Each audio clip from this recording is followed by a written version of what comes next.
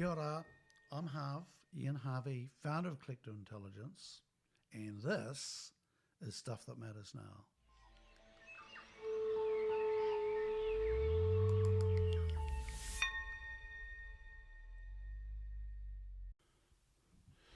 Nā mai hoki mai. Today I am going to talk to Andrew Melville, who is a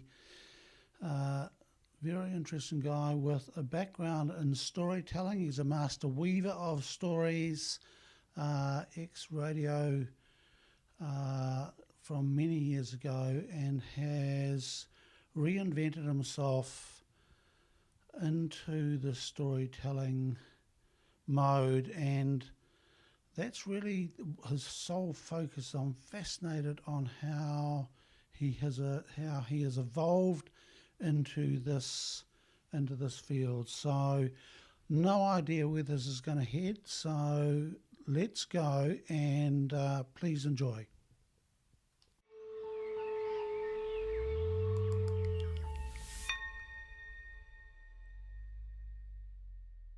Welcome back, everybody. I am in Auckland today on a sunny, beautiful winter's day, and I am with Andrew Melville. Kia ora, Andrew. Kia ora. And Andrew is, I'm going to get him to introduce himself soon, but I am feeling not intimidated, but Andrew is an old hand at this, coming from radio and journalism and all that sort of stuff. So, Andrew, I'll do my best. All right? Beautiful. Okay, mate. So let's go. Who are you? I am Andrew, and I love the name. I was born with a name that I love, and it actually represents a lot about who I am. Because the name Andrew, when I was a kid, I was told it meant manly, and I thought, what the hell's that? Does that mean I've got to have big muscles and be a tough guy? Because that's what manly meant when I was growing up. And as I grew older and through my adult life, I learned about the origin of the name Andrew, from androgynous, of humanity is what it means. And that's what I've always cared about. I've always cared about transformation of humanity. And so it feels to me, at this ripe old age that I am now, that I was very aptly named, because that's what I care about. I care about humanity, and that's embedded in my name, Andrew. Never heard that before. Good Never story. heard anybody say that. That's cool. That's cool. Yeah.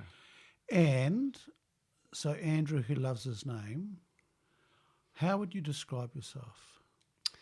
Yeah, I'm a pretty, the word empathy has sort of come into play in recent years. I'm a really empathic person, and I think I was probably an empathic person before I knew what the word meant. So, I love to connect with people, genuinely. I love their stories. So that's why I'm a storyteller, I guess, is I'm a story gatherer as much as a storyteller, because I'm deeply curious about other people, their differences, what makes them tick, and what's under the surface of them that has them being caring, loving human beings. Like, we've all got veneers, right? And I always love to scratch the surface of veneers, particularly with tough characters who kind of project a certain way. And I think there's a loving humanity in every human being, and some gold and some uniqueness. And I'm really curious about that. And also then how that works in their interactions with others and teams. And diversity is another word that's coming into play so much now. And that I think that's my driver. I was blessed to be brought up in a loving household with a father who was also a journalist and a mother who was a social worker and teacher.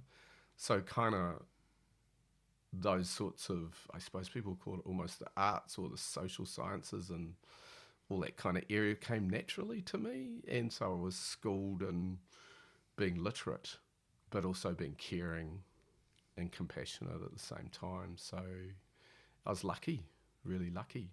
But I think, and I was thinking about this earlier, didn't mean that I didn't have big veneers and fronts that I put up as a male of the 60s, 70s and 80s, and suppressing who I really was and being pretty good at being passive aggressive, actually, rather than physically aggressive. And so I only really learnt and saw that in later years, and on a bit of a journey now in Te Ao Māori, and every now and then get called out from my colonising ways of communicating, actually, when there's sort of there can be a bit of a hidden undercurrent and that very British way of putting people down through language. And I know how to do that. It's that sort of the dark side of communication is when you weaponize it. I've never ever seen that in you, Andrew. Uh, yeah, that's very kind of you. But I think it's there. Yeah. Look, I don't doubt that, and I was just thinking I wouldn't be very sensitive to actually seeing it either. And Andrew, I've also heard you call yourself a recovering journalist. Yeah. Tell us about that. Well, I've more than once parted way with journalism because I just felt that the context in which it was being delivered only told part of the story. And I was much more interested in going a bit deeper into who people were and being a participant in communities and realities rather than simply an observer from the sidelines. And I mean, we need observers from the sidelines. I don't decry journalism, and some people are very good at that. But for me, I wanted to roll my sleeves up and be part of the story as well as just observing it. And when I say in recovery, I think these days the media's a bit of a minefield, news media particularly. Just the way it's owned and operated has changed so much in the 30 or 40 years since I started out. And, again, use that word weaponized. It's become weaponized, and the advent of the internet, social media and everything else has sort of put a lot of clutter into storytelling, story gathering, the ethics of how it's done, the values that sit in behind it. I was talking with another former student earlier today, another ex-journo, and I mentioned the word toxic newsrooms, and she really resonated with that. And at the time, when I worked in newsrooms extensively, I didn't think about them like that at all. I was fueled on adrenaline and thought the hustle and the bustle was great. But on reflection, people were pretty toxic sometimes in their relationships with each other and what they were there to do. They'd shroud it in saying we're here for the public good and we're the fourth estate. But sometimes it's just personal vendetta and going for the jugular and power and, pull people down or there's a whole lot of motivations which I felt weren't always particularly constructive in that old school journalism. Interesting though, I mean, there was some good people and some highly skilled people that did good work and still do. But yeah, I parted ways, so I'm in recovery. And Andrew, those days, I was just thinking about the advertising, industry.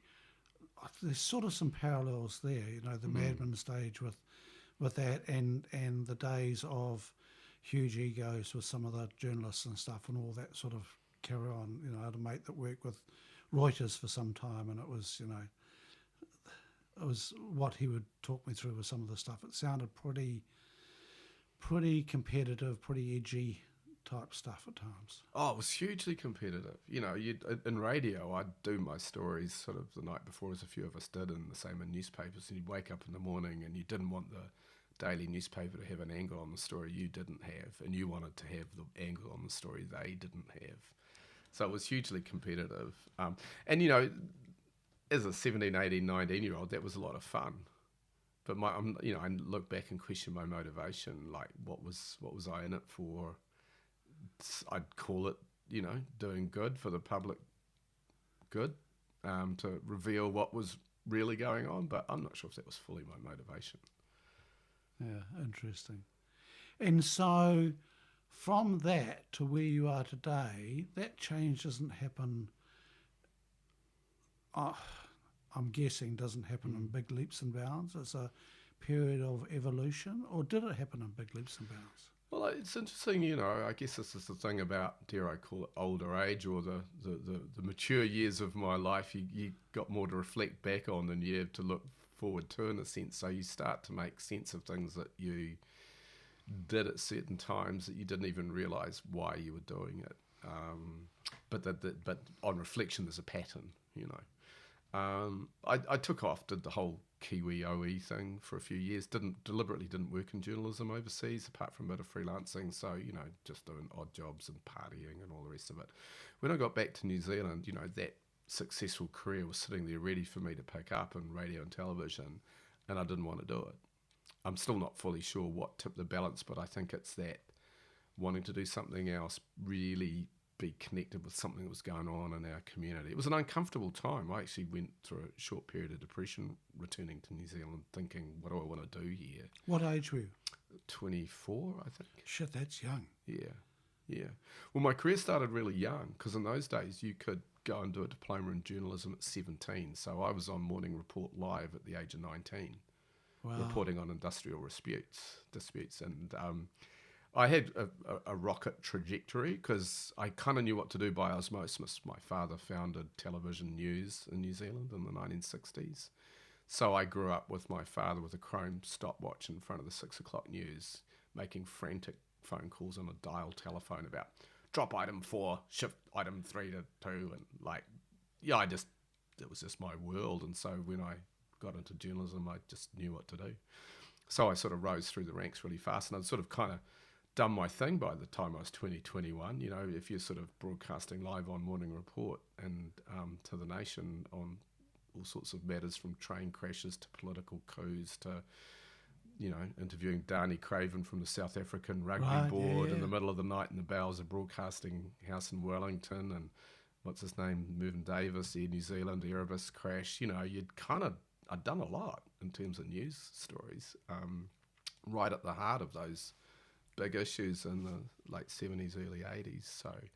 So when I did come back, I fell into a different kind of type of work altogether, which was community work with people with intellectual disability, which had never been on the horizon. But I'd sort of put out to the world that I wanted to do something raw and community level and really that was making a difference with people who walked and practiced their ideals. And these two amazing women had just rented some old villas in Ponsonby, Grey Lynn, and were getting people out of institutions who'd been locked up there for no good reason, from either being deaf or behavioural problem or Down syndrome or whatever, autistic, or just dumped in those places. And we lived as equals, as flatmates, as friends, as whānau in those houses, and that did it for me. I thought, shit, this is making a difference. This is the real oil. You know, challenging as it was, it as an arrogant early 20-something, it humbled me. These people humbled me hugely, and their unconditional love was me, and that's where I met my partner, and we've been together coming up 40 years now. So we met in that community environment. This house, our homes have always been community houses as such that are open doors to all, and I love it. I've loved that. I didn't realise how different it was from the sort of typical middle-class Pākehā, you know, trajectory I could have gone on professionally, because it's just what evolved for me. But it was a very different path, I think, than my peers, actually. Andrew, I'm just going to drop this in there. I saw a photo of you on the Cook Strait Ferry. Do you know the photo I mean? Yeah, I do.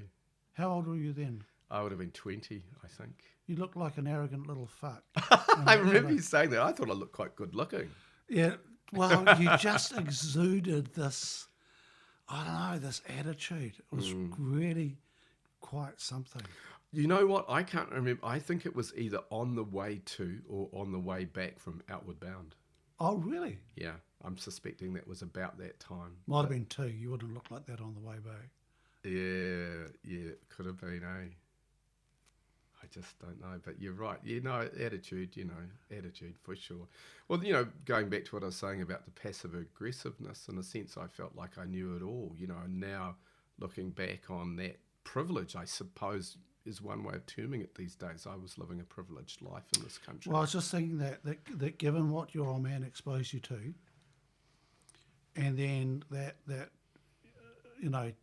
that's an insane rise in journalism, right? So younger people listening to it won't mean anything, but you were right at the forefront of some major stuff in your early 20s. Yeah, history lesson for many people today, as I discovered when I went to teach journalism, even in the early 2000s. I'd go, oh, here's a war story from my earlier days, thinking it was just a few years back, and of course slightly glazed eyes and faces, and oh shit, this is a history lesson before their time. Yeah.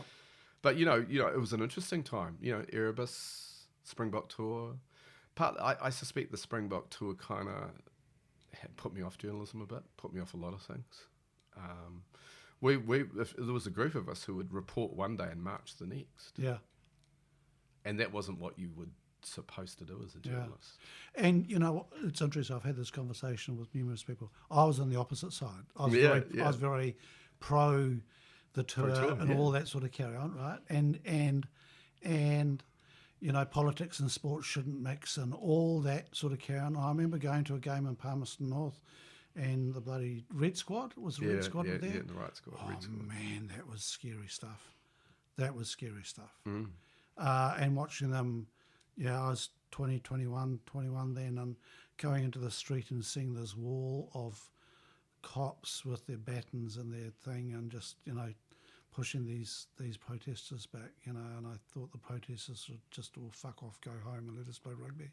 Well, yeah, it was. I mean, we're a stone's throw from Eden Park, where we're speaking now. This street was full of big jumbo bins and barbed wire and razor wire. And I was a reporter at the time, interestingly enough, bailed up at the end of the street with all different protest mobs, whatever side you're on. By that stage, because there's a few journalists have been, punched out, we each had a security guard. I had a guy who was ex-British Army, Northern Ireland, who wouldn't let me go anywhere. I kept wanting to go to where the action was to report it, and he was hemming me in. And I often think it was a bit like the Napoleonic Wars, where all these battalions of protest, and it was a crazy time for a whole lot of reasons. But I mean, now we know there were a whole lot of underlying things that caused that breakdown, not just the footy. And Andrew, I also reflect that, I'm now I would have been protesting. Yeah, it's interesting, isn't it? I mean, as with a lot of people, I had family members and friends both sides of the so-called fence for a whole lot of reasons. That was the other interesting thing, wasn't it? That, we were all within families and within friend groups taking different stances about things. And then sometimes it was, how much was it just anti-establishment and the police and the government and all of that. I mean, we saw that play out a bit during some of these COVID demonstrations. People coalesce when they've got an issue with authority for a whole lot of sometimes good reason as well as bad. We'll gather. Well, look, I was down there last year on business and with one of the first protests, and there was a car plastered with band 1080, and they were there, but they were pissed off about something, and they had a chance to air it. But the year before I was at Lincoln University, and 1980, and we were paid to go and protest then, and I can't remember what the hell we were protesting for. And I don't know whether it was a lead up to the tour, because it was before the tour or something else. But we were paid $5 or $10 to join the protest or something. It was great. And so we'd get some money and off we'd go and make some noise and whatever. And it just, luckily the cameras didn't spot us too much, because we were just there to, I don't know, just have a bit of fun. And it was just to build up the numbers. And all that sort of stuff. Well, how old were you then? I was 20. Well, you see, it's interesting what you do when you're 20, isn't it? You kind of think you know a lot, but you're kind of in a lot of reaction, a lot of adrenaline, a lot of stuff going on. I'm not sure I've changed much. I've tried to pretend I have. Grown up. Grown up. So, you've written a book, Andrew. Let's talk about that. Tell me about your book. Yeah, sure. Well, it started off as just a collection of stuff that I'd done over the years. I thought I wanted to put together perhaps a book that would help me promote myself and the work that I did a little bit, to be fair. And I'd sort of put together a rough thing with a working title called Love Your Brother from Another Mother. Because it was a line a friend had given to me when I said, "What's wrong with the world?" And so a friend of mine who'd lived in Spain for many years, Samoan woman, said, "We haven't learned to love the brother from another mother." And I thought, that's interesting. Just didn't. But I went off to Bali to write it, met a dear old friend and mentor in Melbourne en route, and he said, looking from Australia towards New Zealand and what you talk about in your work and leadership, have you ever thought about weaving as a metaphor or description of leadership in New Zealand? Because it seems to me that's what often gets done. If people are on their game, working in Te Ao Māori or diverse things, that there's kind of a collective view of leadership that some of you from New Zealand do that I don't see in Australia. And so I jumped on the plane to Bali from Melbourne, thought, weaving, yeah, interesting metaphor. So that became the name of the book, The Weave, The Surprising Unity Found in Difference. And it's really using weaving of how do you bring difference together around a collective and honour that difference and get something done together. And how does that play out? And I learned to facilitate and stuff working for Waitakere City Council out west when I left journalism and got into communication around sustainability issues and stuff like that. And we'd go out to public meetings in some pretty gnarly Wild West communities. And what I observed was that, kind of two bunches of people would turn up. There'd be those that would turn up with maps rolled up under their arms, wanting to plan out the next 10 years, which is what we were meeting about, 10-year strategic plan for their neighbourhood. Or else they'd turn up with spades, wanting to dig holes and plant trees now. So it seemed to me, and those people looked at each other and went, nah, you guys are just going to waste all this time poring over maps, we'll never get something done. The guys with the spades, they would look over at them and go, oh, you're just going to dig holes and put them all in the wrong places. Simple as that. So I thought, well, how do you weave the big picture thinkers and the practical doers all into one kind of matrix and the weaving and having the tensions of a weave, so there's give and take, and how can that metaphor be useful for having difference come together in a useful way. And then, of course, as I thought about it and reflected on it more, that, weaving in Te Ao Māori is such a central metaphor in so many ways. It gets used everywhere, just about every karakia, every whai kōrero. There will be some element of that kōrero that is relating to weaving, whether it's in the natural world, whether it's the birds weaving connections between the atu and the heavens and the earth, or it's everywhere because it's such a universal metaphor. The late Māori Marsden, a renowned tuhunga, Anglican priest and wise leader from Tai Tokerau, his book was called The Woven Universe, as a big picture metaphor. But then weaving is also incredibly practical. Yeah. So you're navigating the metaphysical and the physical. And to me, in the Te Ao Māori sense, that was how people worked holistically. You inherently were in touch with the big picture metaphysicals. You went about a physical activity. Spirituality was just part of daily life. And I think I'm very interested in how that can be reunified for everyone, not just people in Te Ao Māori, but for people in Aotearoa and around the world. How do you reconnect your intuitive self with your practical self, your spiritual self with your intellectual self? How do these things function as one thing so that we can be whole and get shit done in a harmonious way with each other and with the planet, It really, really interests me how to bring that together. And weaving and metaphor itself is not just a literary device, it's the way we conceptualize the world. We're using metaphor all day long to make sense of the world. The world lends itself to a metaphoric viewpoint. And Māori Marsden also said that the only way you will understand Te Ao Māori is if you're a poet or a philosopher and get metaphor. You're never going to get it through a linear, analytic examination of the culture. You'll never get it.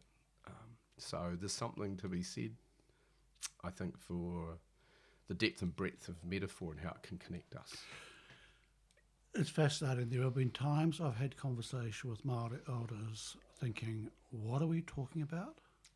Mm. And you've got to use your imagination. Mm.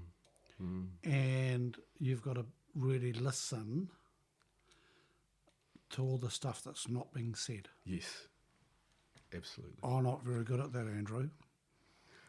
It's not easy. It's a bit of an effort. Yeah. It's a bit of an effort. And before I understood it more, I have got to say arrogantly that they were a bit dumb. And I'm using the word dumb. I wish I could find another, because they weren't. I didn't think they were dumb. I thought they were just didn't have a command of the language or something, that they were missing bits out, and I didn't get it. And I would be listening and going, what? I just don't get what they're talking about. And then when I heard reflections of the conversations from people afterwards and reflecting on the conversations and all the other, I went, I wasn't listening. I wasn't paying attention Mm. to all the mystic stuff Yeah, in there. yeah, yeah. Does I- it? Does it? mm, Does it? So here's a question in that aspect. Does it lend itself to interpretation? How do you mean? Well, when they're often telling these stories that aren't black and white, Mm. that have got these gaps in them, that have got these, I call them gaps, the things that don't make sense, and you've got to work it out. Mm. Can people interpret those conversations differently? Yeah, definitely, I'd say. But you see, I think it sort of goes down to that term some people use about ultimate truths or universal truths. There's an underlying wisdom that is everyone, if they can see it or unravel it, will be in common. You might language it up differently or interpret it differently, but if you've got the essence of it, the essence is the same.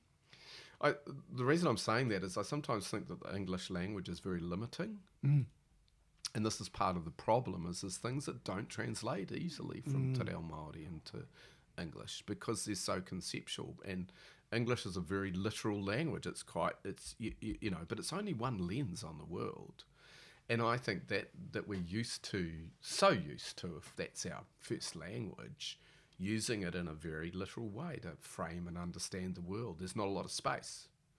Whereas with those kaumatua, they create a lot of space, that the spoken language is only part of the story. And the written language is even less of the story because it wasn't a written language. You know, because a lot of the language in Te Reo Māori is taken from the sounds of nature. So you've got to, you know, so if you're listening the right way, you would get the clue from the sound and the language. Like, I remember once being taught by a kaiako when I was learning Te Reo Māori, and someone was asking, well, how come you stick those words together like that? And he said, oh, because it sounds better. Yeah, it's about how it sounds and the rhythm and the feel. There isn't actually a grammatical, kind of analytical, structural reason other than it flows better that way. You know, and I thought, oh, that's an interesting thing, you know. But I guess the thing about interpretation is we can all get different ends of the stick, but if we're all clinging to the same stick, we've got something in common, you know. And to use the rākau, you know, the rākau is a stick, the talking stick, you know. Everyone might tell a different story or give a different reflection on what's been said or some wisdom that's passed on, but there's something going to be in common in the essence, I feel. That's the unspoken connection that the wisdom of a kaumata may be sharing, that you feel the wairua, you feel the mauri of what's being said. And, you know, I think you find that the interpretations will be similar. That's my belief anyway, if people are listening, as he said. But we're not used to that. We're not used to all that space. We're used to English being quite literal, quite descriptive. This is what's happening. This is what I'm telling you. Laying it out. It's a bit like movies, you know, foreign movies sometimes compared to Hollywood movies. You know, they can be quite ponderous for us because we're used to action, you know, and dialogue that kind of moves along at a bit of pace. So to sort of ponder looking out the window in a French or European or some other cultural movie, you go, come on, guys, let's get moving. What's the next, you know, action car chase? And Andrew, you know, it's interesting with that space and you know, you talked about poetry earlier on, because, you know, I love poetry, but sometimes I get really frustrated going, what are they on about? Yeah. What are they talking about? Yeah. You know, and just recently I found a new bestie. I've discovered a new bestie. Yeah. There's a fella called Siegfried Sassoon, who you may have heard of. I've heard the name, but I don't know. So he was a poet in World War One. Oh, right. And came from a very well held background, and he was an acclaimed soldier, and then he quit and said, "Nah, I'm not going back because this war sucks." And I saw a film on him recently, and I've got some written stuff to do, follow up. But his beautiful, just unbelievable communicator. But it was so powerful because he said he wasn't a coward. He was a very good soldier, but he just said, "No, this sucks. You've and I just, why am I mentioning this? Because his poetry was just so powerful. Yeah, yeah, His poetry was so powerful, and he used it, and he really shook the establishment. Because he's going, you sold us this thing, and it's not about that anymore. And this war is all about power, and he said we have gone way off track here, and he said I refuse to, yeah.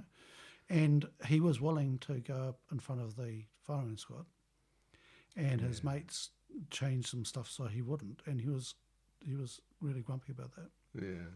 Well, I think sometimes poetry's not easy. I struggle with it sometimes. But I think there's I struggle with it often. There'll be some poems where I just go, oh my God, I don't get this. What are they on about? But I kind of think poetry is something to kind of aspire to. And being a poet, I've written some poetry. Some of it was okay. One of it won a competition. I don't know how.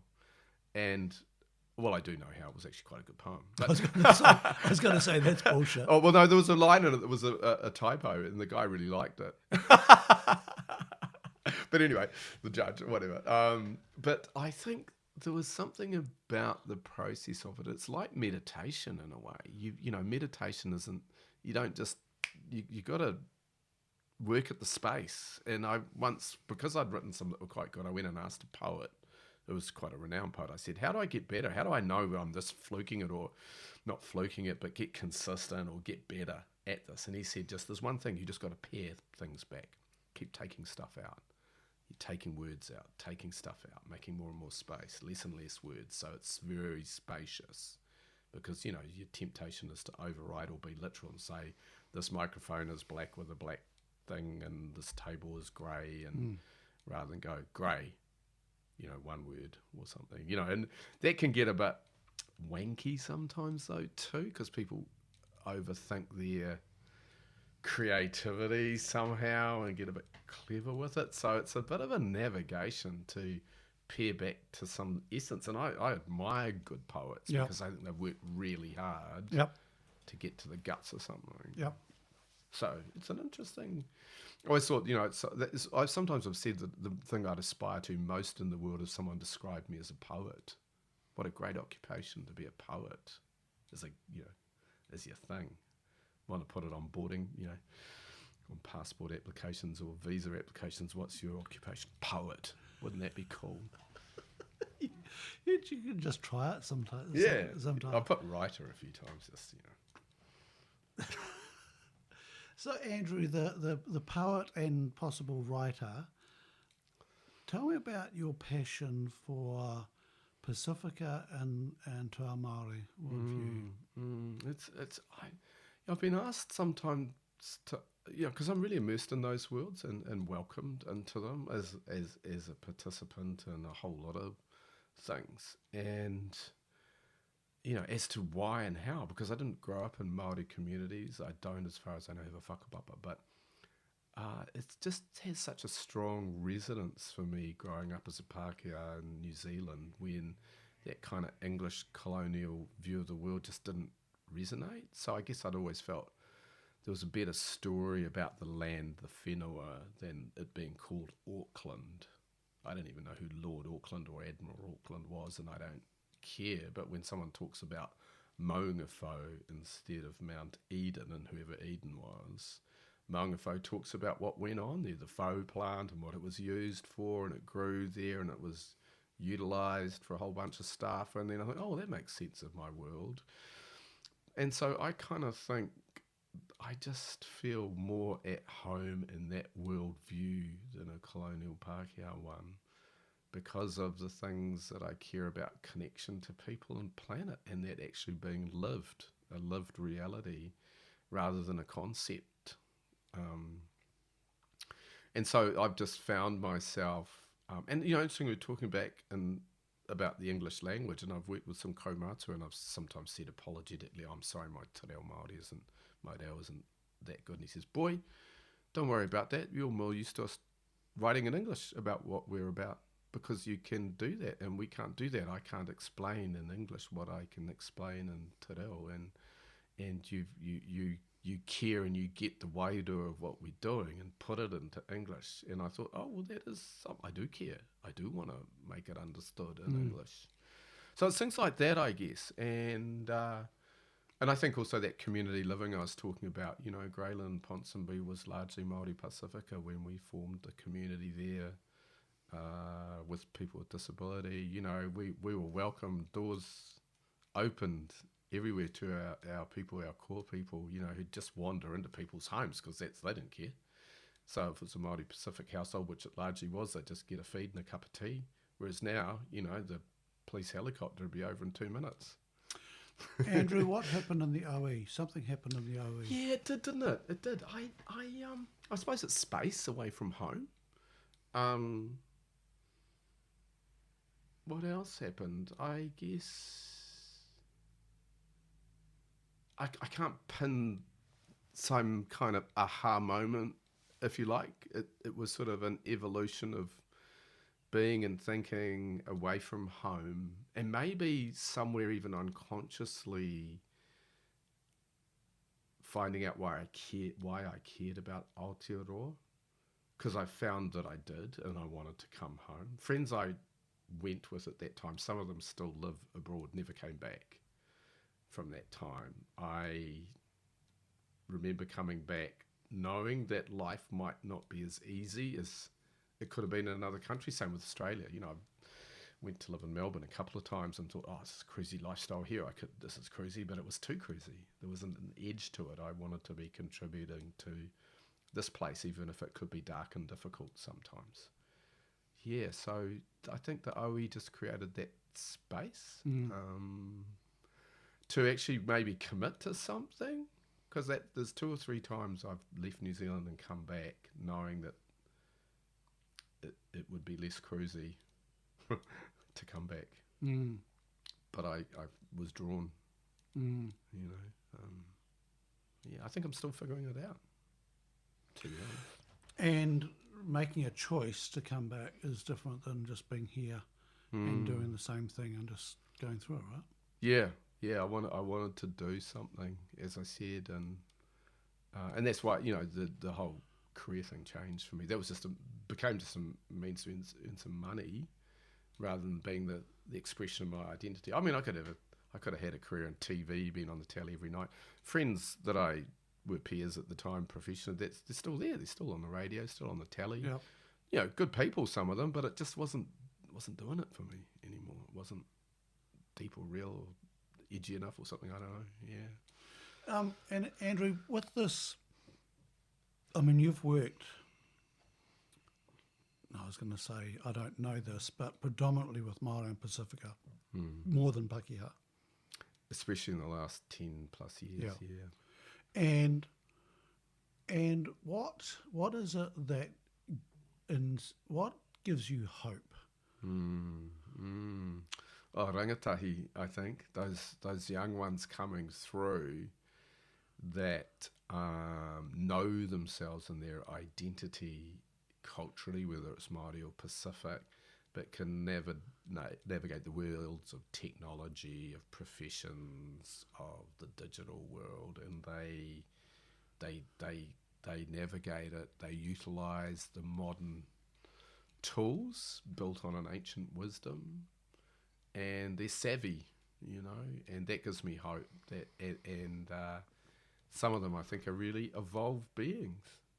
You know, if I hesitate from using that word walk and capability of walking in different worlds, because it's sort of, that's become a bit of I sometimes think it's a colonising attitude, which really means, oh, they're Māori, but they get by in the Pākehā world, so they're okay, rather than actually honouring that the other way around. So I kind of think I love to see rangatahi coming through in leadership, kind of that care instinctively about the environment and social issues, rather than analytically thinking it's the right or good thing to do.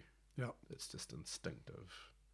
And perhaps still being really great at their profession, a business, you know, whatever that pursuit might be. That gives me hope. And the innovation and amazing thinking and actions that they can take, sometimes they blow me away. You know, it's I can remember once going to one of Al Brown's restaurants in Wellington. That he'd experimented with doing sort of fine dining with a Kiwi lens, as he's quite good at doing. So it's sort of this mix of sort of, white tablecloth and flash stuff, but actually down to his Kiwiness all rolled into one. And every kind of person on that staff, whether they're wait staff, chefs, or sommeliers, or whatever the wine guy is, that isn't it? They knew their stuff and they cared, so they could tell you of the origin of these grapes somewhere in the Hawke's Bay or Marlborough, and they could tell you some Māori story related to it, and they knew their stuff, and they knew everything there was to know about wine and food, and they'd be 22 or 23, and I thought, man, these people, wow, and they're just casual, this is, they're just doing their thing, I love it. It's a fascinating style, Andrew, isn't it? And the thing is that it's going to be really interesting to see how this, it's in the education system now. It's being infused, whether people like it or not. It's underway. What do you think the biggest impact of the next 50 years of these cultures is going to have on the whole of New Zealand? Well, I think it could look very different. And I would like it to look very different. So, this country ethnically is going to be very different in 50 years' time. So, I sometimes think of, I did some stuff with Te Awanga Aotearoa, and, you're seeing guys up leading haka and whai kōrero who are of Indian or Asian descent, completely fluent in Te Reo Māori, and just, again, mixing it up culturally, doing their thing. And I'd like to think that if we, and it was not just if, because the generations will change, a lot of those people will rise to positions of power and influence, that they will instinctively enable a culture to work more harmoniously with each other and with the planet. That's my hope. And the capability is there to do it. They just don't have the reins at the moment. The reins are still in other generations and models of business and governance that are outdated and not fit for purpose anymore. And if I put the lens on from a Pākehā point of view, is there anything to be feared about this? No, I don't think so at all. But I can understand that there is fear because it's different and it's unfamiliar and uncomfortable. For me personally, no, I don't think there's anything to fear, because if those emerging leaders are enabled, they're inclusive.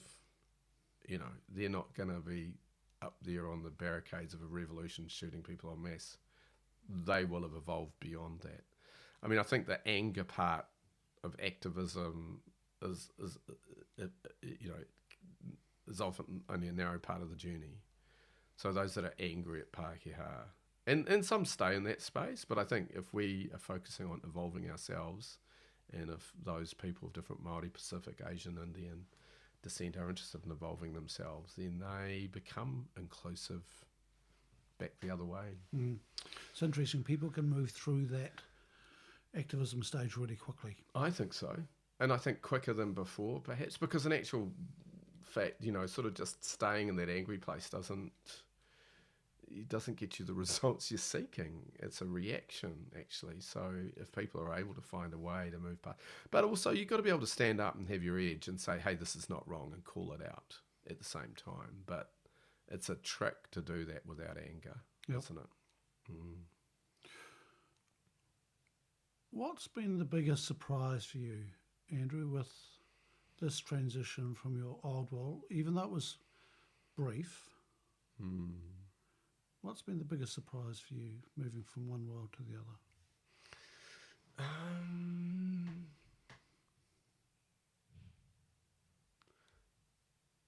That I can be really effective without having to think and nut it out. That just my beingness is the more important thing than the doing. And that just trusting my intuition to be with others, to be with the piece of mahi to be with whatever is effective, rather than me nutting it out. And I was very good at nutting it out. I was very good at nutting it out as a journalist, because it was a survival mechanism. I had this big breakdown at high school where I stood for student president and froze in front of an assembly of 400 and knocked a microphone over onto the stage and told everyone to vote for the other guy. And ever since then, and particularly in my radio career, I was never lost for words. So when you're never lost for words, though, you're engineering everything. You're not allowing yourself to be present, to be spontaneous, because you've worked it all out before you opened your mouth, before the situation, and that was actually really good for being a live reporter and radio, because you were word perfect all the time. I was never lost for words, ever. And they did some live crosses to me back in the day where other people were fumbling and challenged in some really difficult predicaments, but I was sort of a bit of an Iceman. I had it because I didn't want to be lost for words. But that takes you away from the moment. So trusting that my beingness in the moment and finding the right things to say and right ways to be is more useful than that over-preparedness has been the surprise for me more than anything. Which leads me on to facilitation, Andrew. And I reflect on this earlier today, that when I first started facilitating, I wanted to know what the end was at the end of the day before I started, and I would try and drive it towards that end. Yeah. And I was very, very good at doing that. Yes. And so we ended up in very predictable outcomes, and there was fuck all magic happening, and it was just getting from A to B. And I thought I was very, very clever, and that all came from insecurity. And it all came from insecurity of going, well, if I'm not in control, does that mean I'm out of control? Which is not true at all. It's being in the moment. And then as I matured and relaxed and got better at it, and then thought, trust the process, stay in the moment, pay attention, and let's see what we can harvest from the collective rather than you being the guru. Totally. 100%, that's it. Yeah. And it's jolly hard to give up because, it does feel good to be the guru. Oh, it is. You chew your tongue to pieces, eager to kind of push it somewhere to an outcome. Yep. Yeah, it's I love facilitation. I think it's a really underrated, underknown skill. People use it as a term for running a meeting or running a workshop, but I think there's relatively few who are actually really effective facilitators who've explored what does it mean to create space, enable people to get to an outcome, but through the creating of space. And it's almost like you can almost sort of got to hold it, go, oh my God, I've got to move forward, hold it, let it be. I ran a workshop a few weeks ago with a board who were in complete disarray, didn't think they could find a way forward. They'd been dragged through the media over some issues. They're in big shtuck, And I ran a session, we did whakawhanaungatanga. They'd never done that before. They heard something in each other they'd never seen and heard before. I held that for a long time, just gathered some thoughts and ideas. Their chairman was itching to jump all over anything. He dominated all the rest of them since forever. So I held it and I held it and I held it. And I'm going, oh my God, can I keep holding it? And in the last 10 minutes, I summarised everything they did to do for their strategic plan. He went, wow, that was magic. How did you do that? And I thought, well, 30 plus years of doing this, you kind of get good at it. And I do know, but you can't plan that. You got to allow something to emerge. We're talking about emergent leadership, emergent this, emergent that. Well, it takes something to create the space to allow things to emerge and then gently guide it. Another facilitator said to me recently, you have a very light touch. And I thought, well, I guess I do, because it's not about me, and you can do that little. And once the foundation is deep and broad, you can get people to a very succinct sort of strategic plan and direction in 10 minutes, rather than labouring for 6-8 hours over it, because the important thing is the laying of the foundation, the whakawhanaungatanga. Who are we for each other? What do we care about? What do we care about in common? And so often people are surprised by going, oh, Joe cares about the same stuff as I do. I thought he was on the other side of the political fence, blah, blah, blah. And nah. Interesting, Andrew. I facilitated a session last year with one of our Hatchet teams. It was interesting. It was to the similar process, whakawhanaungatanga at the beginning, and then we were about to start, and then I said, so how's everybody doing? Right? And there was a new guy in the group, and he was, we'd been going an hour, and we hadn't got to the business. And he sort of looked at me going, oh, come on. I said, so how's everybody doing? Well, that gobbled up another hour. Mm-hmm. Because there were some people in the room not doing so great.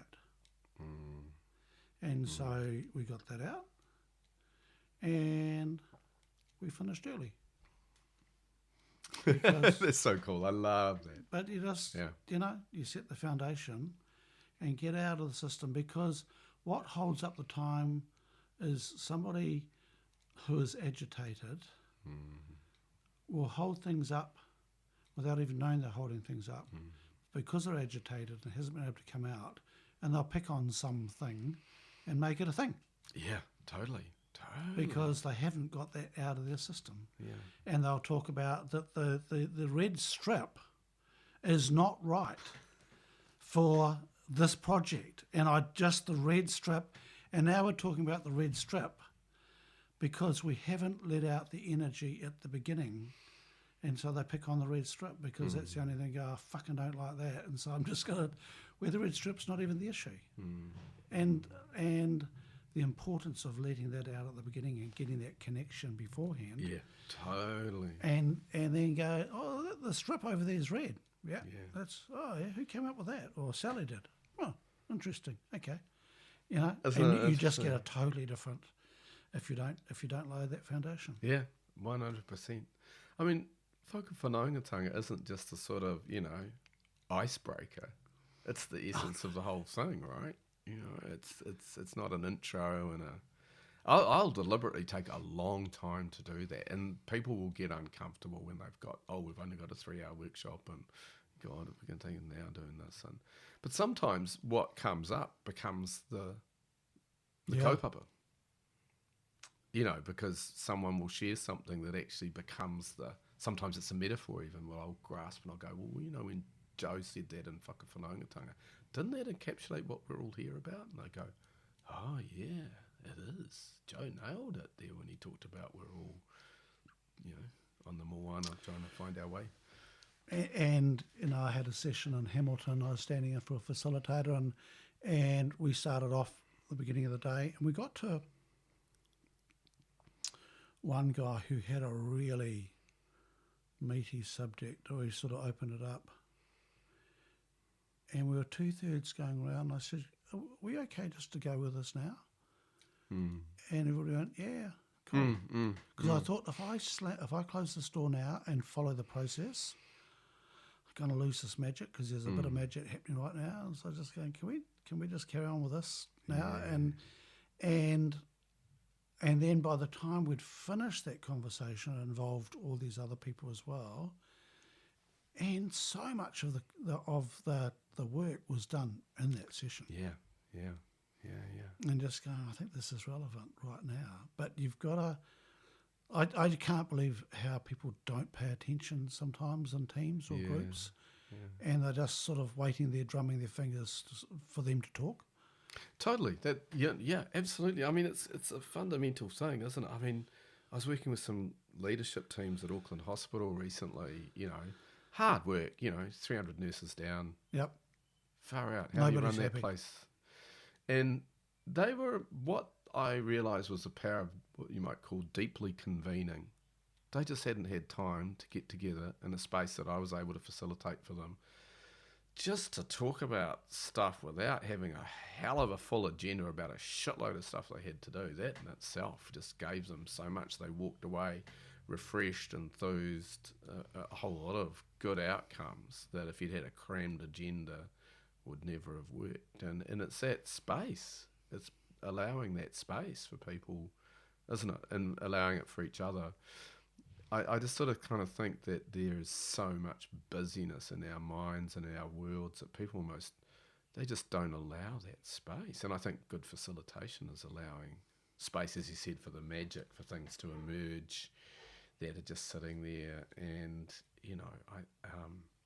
I just think that we've got, and so much more gets done, right? We were Right. talking earlier today about trust and trusting people you don't know. And that struck a chord for me. I thought, oh God, how important is that, building trust? And how do you build? People talk about it all the time. How do you build trust? Well, it's about creating some space for a start, to actually see and know each other and know that, there's more than what you think that that person's got an agenda Yep. running. There's more happening there. Have you ever facilitated facilitators? Yeah, I have a little bit. How Yeah. how do you find that? Well, I was talking about the example about the woman who said I had a light touch, and I was a little bit nervous because I knew she was a pretty consummate facilitator and she was a participant in this process. And I I think what I focused on was just what we've been talking about. Doesn't matter who you are, you just create the space. Because it wasn't about my performance. So I guess what I'm trying to do for myself, interesting, I was telling you earlier about, performance and radio and always being prepared. I've been de-performing myself or trying Yeah. to for the last little while. I teach meditation and yoga and breath work. That's a beautiful thing to teach because it's absolutely got nothing to do with me and my performance. It's absolutely the process being passed on. And in fact, if I was putting my spin on it, it detracts. So I'm very much an instrument of the process, is what we call it. So I'm just saying, here are these breathing techniques, here are these yoga techniques, here are these meditation techniques that have been passed on to me to pass on to you. I'm not putting a spin on this anywhere. It's natural. That's really, and it's the facilitating I enjoy the most because it's the least about me. And it's amazing. And people get so much out of it, but they're not getting out of it about me. They're getting what they're getting. They're getting Yep. joy, actually, because, you get into a bit of a meditation and breath routine, you're getting joy and happiness from the process. God, that's a delightful thing to pass on. Yeah. Yeah. Look, I've facilitated some facilitators once, our team, and I couldn't get over how much silence there was. Oh, interesting. Yeah. Yes. Yeah. And just reflection, lots of space, huge amount of Yeah. space. Yeah. And yeah, it was really quite something. Mm. Really quite something. Good facilitators get space, don't they? And Well, I don't think it was me actually. I don't think it was me. I think It it was was. the I think collective? it was just them actually. I think it was Mm. because nobody was fighting to have their say, Mm. Mm. and everybody knew they'd get time and space and all that sort of thing. So there was no competition going on, Yeah. and it was very very, yeah, it was very cool, very cool. It's interesting uncoupling that need to have something to say or rush ahead, isn't it? That's part of what we teach in the meditation is sort of, the mind oscillates between the past and the future all the time. So we're anticipating the future sometimes fearfully, trying to work it out, or we're dwelling in the past, regretting something or being nostalgic. We're oscillating all the time. Past, future, past, future, past, future. So it's really quite challenging to be present in the moment. That's why people want to learn meditation. That's why this phrase, being in the moment, is considered a really valuable thing to do. But you don't get to it by an intellectual process. You get to it by creating space, which is meditation is one way to do that, or stillness, or not having to fill space with stuff, with your, your spoken word, your written word, your intellectual process, when you can just suspend that.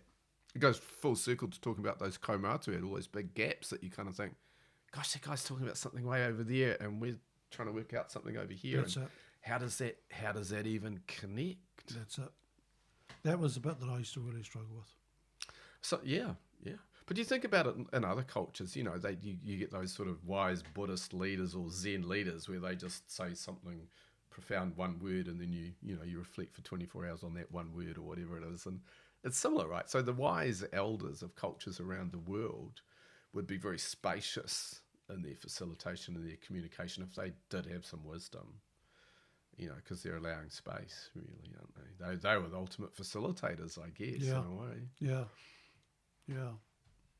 So Andrew, what's exciting you going forward with your work? I'd just like to get some of this kind of conversation and way of thinking to more and more people. for several things. One, to realise what the amazing opportunity is in the wisdom of Indigenous cultures Yep.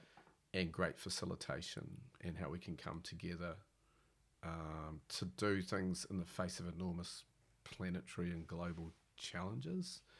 I just want to be at work on that more, exploring the depth and breadth of metaphor more, shedding light on those that are actually accomplishing these things, that are often unsung heroes or little, and how, there's this word scaling that we talk about. How can we scale that? And I'm starting to kind of get a little uncomfortable with the word scaling now, because does everything have to be bigger, bigger, bigger?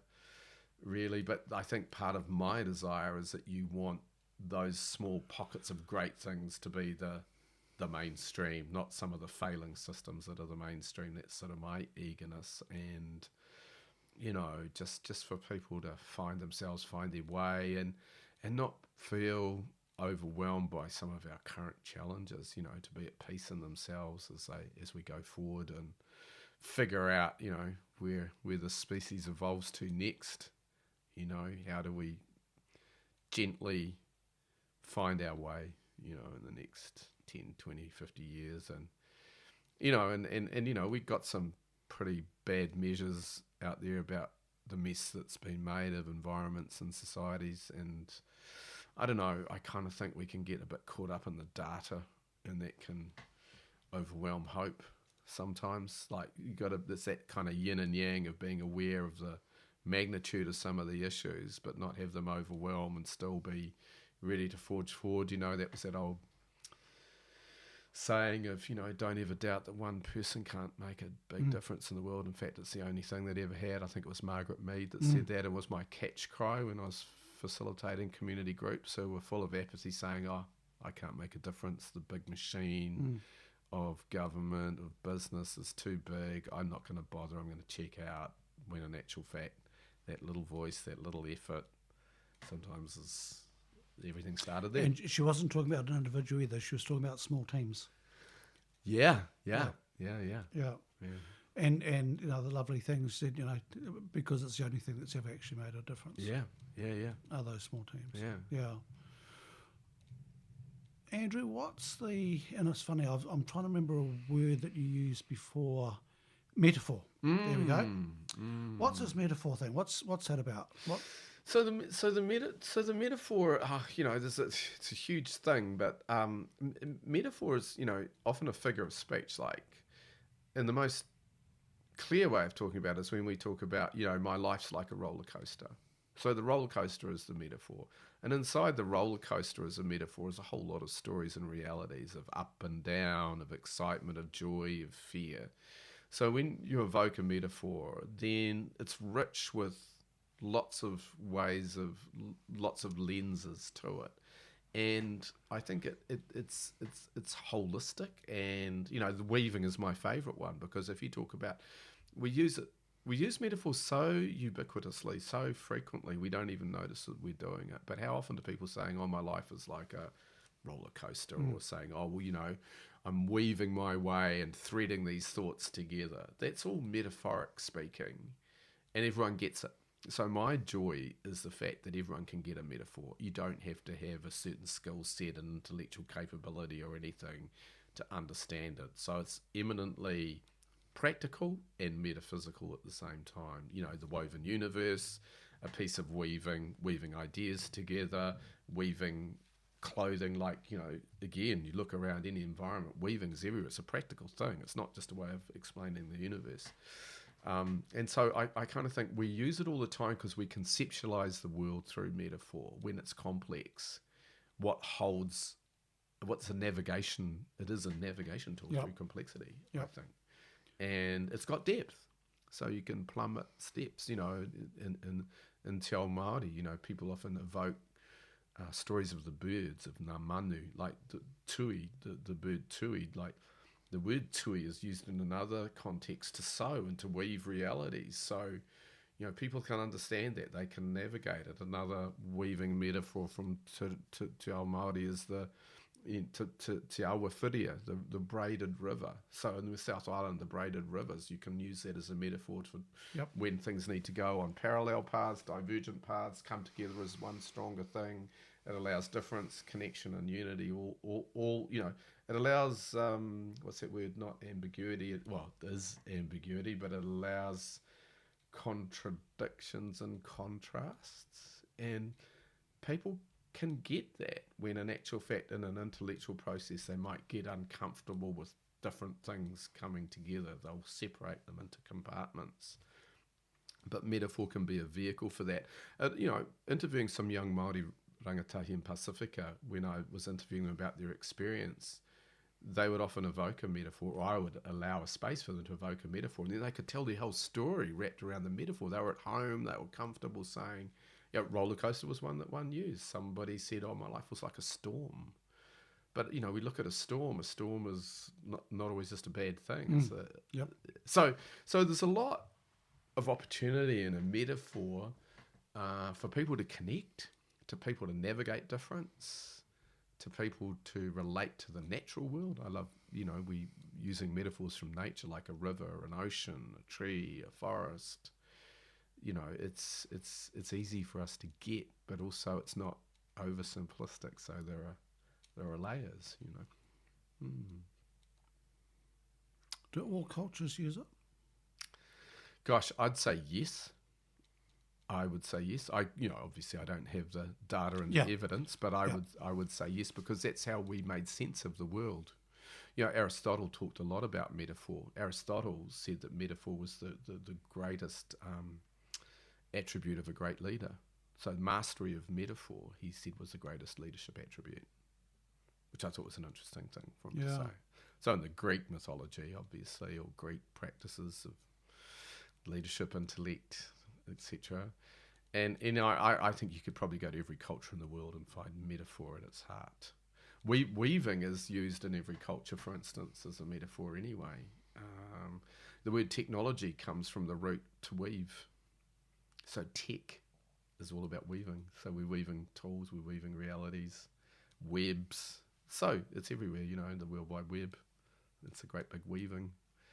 And, there are some that argue, and I that it was our first technology, that it predated pottery and various other things that are seen, ceramics that are seen as some of our oldest technology. But when you look to the symbolism from nature, just watching two leaves cross each other, or a number of leaves cross each other, that would be our clue for us shaping our environment to create a technology if we go back a long, long way in time. So such a fundamental thing of our survival was to be able to weave materials for survival, So it's a powerful, ancient metaphor and practical tool at the same time,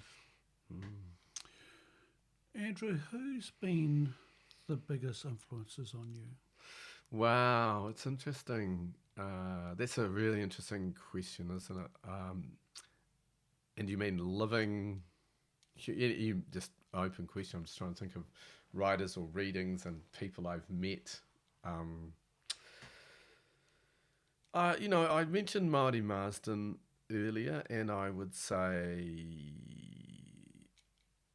he was one of the most amazing people I ever met, and I didn't even know it at the time. And when I tell people today that I actually got to meet him, they're blown away, because he's now really revered in Te Ao Māori. And I interviewed him for radio just the year before he passed away.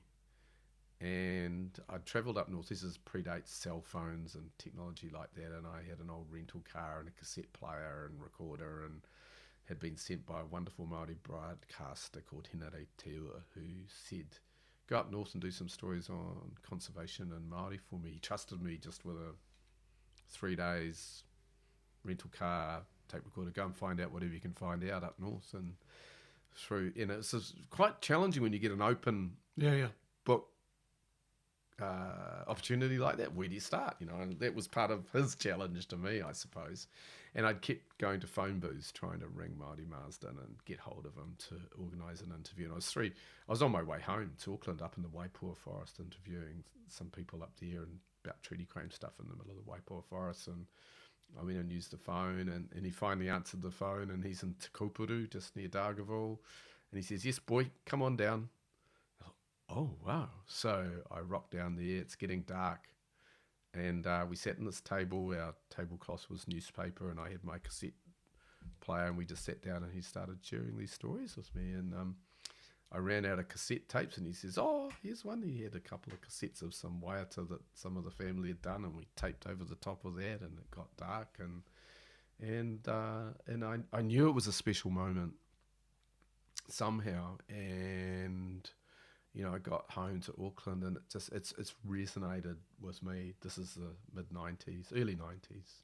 Resonates with me today what a privilege it was to meet him and to go and to share some of those stories out into the Pākehā world where they hadn't been shared much. His stories are more well known now, Yep. I'd say, but at that time, not. And one of the profound things that he said that is quoted in Māoridom quite a bit today is he talked about his experiences coming back from the Second World War when he went back to the ancient wānanga where he'd been brought up in the north and sitting around with the kaumātua, and they're sitting there asking him about his experiences of the war, and they went to him and they said, "So we see the taui, we have learnt to rip the fabric of the universe, and do they know how to sew it back together?" And they were referencing Hiroshima, and he told that story about showing how kaumātua from Māoridom understood nuclear physics and the danger of it, but they actually understood what was being done. And that gave me a lens on the wisdom of Māori that particularly then, and perhaps only just now, is an equivalent of not greater than Western science knowledge.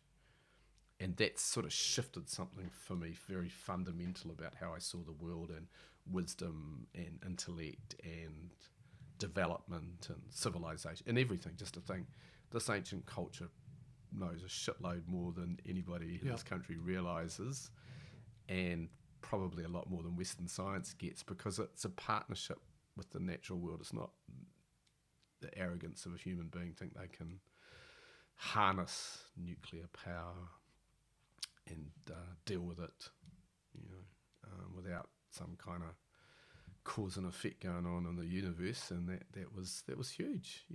He also explained to me when the mauri, the life force of something, is lost, and he talked about the tohiroa and how it had become extinct because it lost its mauri. It was overfished, and therefore it wasn't necessarily a scientific fully reason. They just disappeared. I mean, sure, there is a scientific reason, but that was only part of a greater story about the life essence Māori connection that's unseen. And that's that mystical, magical thing that I to be honest, is really brought up, imbued with Western intellect thought. I still find that difficult to surrender or let myself go to the magic of the unseen. I'm still skeptical. I can't give up my skepticism along the way. And maybe that's a healthy thing sometimes, because there are people that delve into those things that just make shit up. Yeah. And then there are people who do have a magical wisdom about the unseen forces of our universe. It's not to be ridiculed or belittled. It's a wisdom that I can also remember some friends of mine that were right into things like supposed contact with other entities beyond other realms.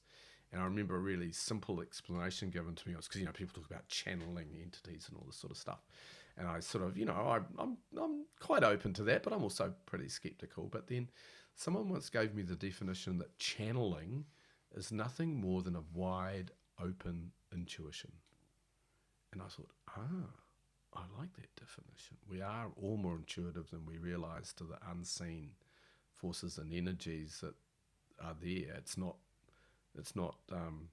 hocus pocus, and it doesn't have to look graphical. It's just a sense of intuitive wisdom somehow. And some people perhaps have skills that can visualize that into entities or deities or realities or whatever. But a wide open intuition does it for me. But it's a thing, whatever it is. It's a thing, It's a and thing. some people can access it more than others. That's it. It really is. And I've talked with lots of people that have developed this skill, because I also said that it was something they needed to practice. and all that came with it, but that it was a practice, and the more they did it, but yeah, I don't deny it in any way, shape, or form. It's just yeah. Oh, totally. I mean, it makes me think about facilitation and sometimes my spoken and written word, and I sometimes don't know how I actually put that language together. It was beyond me. I was just, again, the instrument. I was just the vehicle that wrote it. But isn't that cool? What isn't that cool? Oh, and that's it, to make that space. I mean, that's part of what I want to evolve. Yep. Anyway. Andrew, we need to wrap up soon. Have we missed anything? It feels a really comprehensive kōrero. I've really enjoyed it, Harv. I've sort of thought, wow, this has been an opportunity to really speak quite expansively. Wow, there's always more to say, but I feel I've spoken a lot about the things that I care about and the things that I do, and that's all I want. Hey? That's all I want. I've enjoyed it. That's all I want from these podcasts. Yeah, that's brilliant. Is because I love them, and it's just sitting down with real people doing real shit and hearing their stories and what makes them, tick. And I'm still reflecting on that OE you went with and going, that would be fascinating, because that was a big deal. That was a big transformation. Yeah, it was. I mean, thank you, because it's going to leave me with some further reflection on that time. I mean, there were elements of, that's where my family were from, but it never occurred to me like a going home. Perhaps it was going home to find that wasn't home, actually. Because my mother's English, from Yorkshire, so I was brought up quite English, really. So first generation on her side of the family. So it was quite close in her reality. If I took her home to England, that was her home, and that opened up a huge new landscape for me as to why it was so important to her. Because growing up here, I couldn't understand why mum cared about English cottage gardens and Jane Eyre and Wuthering Heights, and I thought, oh, why does she like all that stuff? And then she took me there. She'd grown up in the landscapes of those books and those gardens in Yorkshire, and it was so real to her. And then it became real to me, I understand, and her loss at the age of 15, leaving that all behind. And then it made sense. And then it started to make sense that, I come from that a bit as well. But not that I'd ever want to go there and it's not my home. Maybe you go away from home to know where home is. Hey. Andrew, thank you so much for this. We've been trying for a wee while to get this done, and we've done it. Yeah, we sure have. And I've really enjoyed it. And Andrew, keep up the good work with your weaving and all the other work you do. And I'm looking forward to seeing where you go from here. Thank you. Kia ora. Kia ora.